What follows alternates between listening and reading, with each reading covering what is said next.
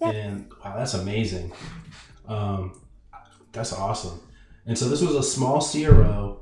And then talk about how, how long was it before they said that you could work as a CRA, or how long did it take for that opportunity to come up?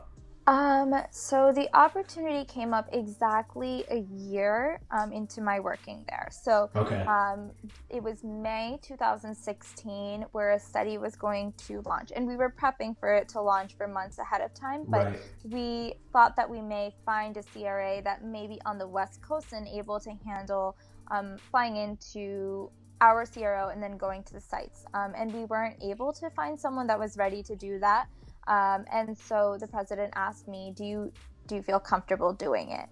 And that was another one of those, oops, I'm jumping into the deep end because I had never done CRA work before. But Right. it was great because I got trained by the president of the company who has been in the industry for how many years.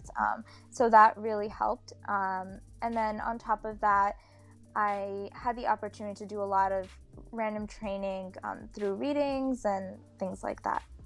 Okay. Awesome.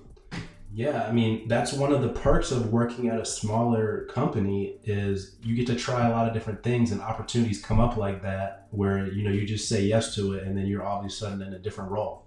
So that's Yep. really cool. Yeah, and that's one thing I definitely recommend. The larger CROs have the benefit of, I guess job security and things like that. But if you aren't exactly sure what position you want long term, smaller CROs allow for you to learn a lot in a little bit of time because you're always wearing multiple hats. Right. Not that that's the case for larger ones either, but I think it's easier to do so in smaller companies. For sure. So, then after you were doing the CRA work, were you just doing CRA work at that time, or did you also have to wear the study manager hat?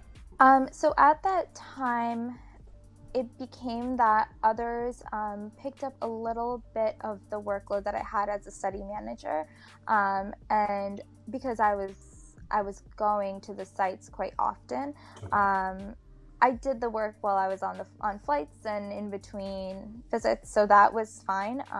But you definitely need to have extra backup if you're trying to do both positions at the same time. Right. So were you just working on one study at that time? At that time, I was working on two, and both of them were on the West Coast. Okay. All right. So you were traveling back and forth East Coast to West Coast, long flights during that time. Oh, yes. Yep. Very long flights.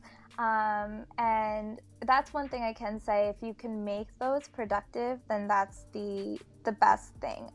You don't have to, you know, there's so much downtime while you're sitting on the flights that you can get a lot done Right. work-wise. Or you can take it as you time, especially if you're flying a lot. It's worth taking that as time to catch up on whatever you want to do or training yourself on topics that you don't know yet. Right. Use it as professional development time.